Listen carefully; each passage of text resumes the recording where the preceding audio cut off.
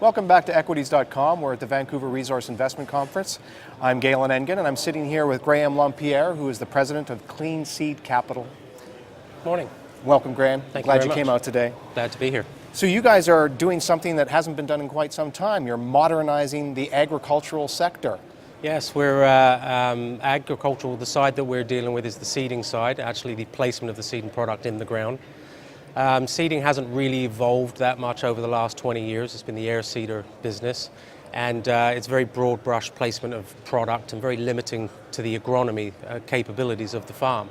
So we've now developed a new technology, 60 feet wide, that can micromanage up to 6 products per foot on the field.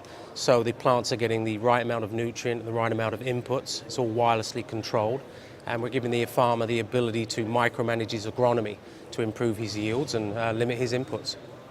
That sounds amazing for farmers. Yeah, we've got a lot of attention. It's been very good. So we talked briefly beforehand. How does this technology sit in terms of financial outlay for a farmer? Are you guys competitive?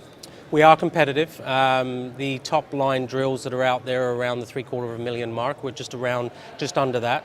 But we're bringing a lot more technology to bear on the industry, and we've brought a lot of the auto industry components over. So it's wireless systems, all electronically controlled. So we've been able to be price competitive. Now, these units sound fairly complex. How have you been able to sort of build them, and where are you doing it? Well, we've our own team designed and developed them in-house here, and we put all our patents together, and then we sourced the right manufacturer. And we found an excellent manufacturing company out of Manitoba. WS Steel is the company's name, and they are very sophisticated in their manufacturing capabilities and finishing. They have the equipment we needed to be able to really build this the way it was designed, and they've been working closely with us over the last several months, and they have the capacity to manufacture volume, and they're a good group of people.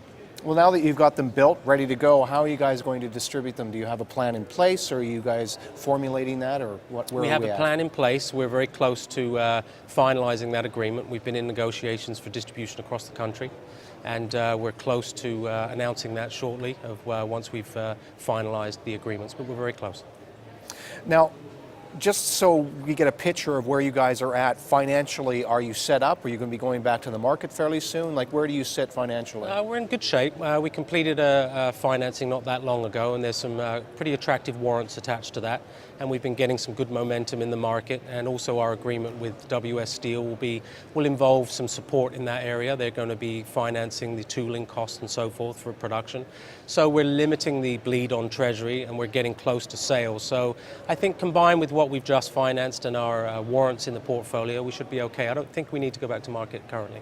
That's nice. Now, also, that aside, with you guys presenting such a improvement to such an incredible industry as far as how it affects the world, yes. Are you guys making any governmental partnerships, any association partnerships, or are governments sort of tweaking in on what you guys are doing? Like, are there any they're kind of very supportive. They know what we're doing. IRAP's been supportive through our electronic programs. We haven't accessed any real capital from the government. They have been watching us. They are aware of what we're doing. Maybe when we start stepping out internationally and start going to foreign countries, maybe we'll look for some export support and so forth. But for now, we've been holding our own. Fantastic. Now, let me know here what kind of milestones the investors can look towards or look forward to in 2015. 2015 will be the rollout of the launch machines that will be going to market, and they can look forward to distribution agreements for us to be able to securitize market and roll out some product for the seeding season of 2016. So primarily they'll see orders coming in this year, and they'll see production coming off of the line, getting prepared for delivery for the spring of 2016.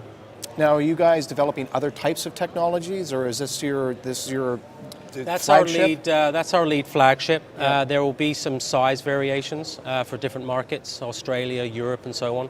But we're going to focus in our own back door to start, and dedicate ourselves to the 60-foot drill rolled out to the prairies. And as the company evolves, the sizes will fluctuate, and there are some spin-off potentials. But for now, we're going to stay focused. This is all very interesting. I mean, shows tremendous potential, and it takes an industry which desperately needs it and gives it a shot in the arm. Yes. Is there anything that, let's say, makes you worried in regards to the business plan? It's not necessarily to say that, I got to run and hide, but, is there things that you have to, what keeps you up at night? What keeps me up at night is just making sure we put one foot in front of the other and keep moving forward. I'm very comforted by the response from the farming community. The majority of our shareholders are farmer-based. We've won the People Choice Award twice. We've been really well received by the media in the farming community, and a lot of demand for the technology. So I feel comfortable that the market is there for us. I certainly feel comfortable now with the manufacturing situation we've tied up. So what keeps me up is the day-to-day operation to make sure we get it done. That sounds good. Yeah. Well, Graeme, I really appreciate you coming out to talk with us Thank today. you. It was all very interesting. Yeah, thank you for having me. You bet. Take care. Appreciate it. Thank you.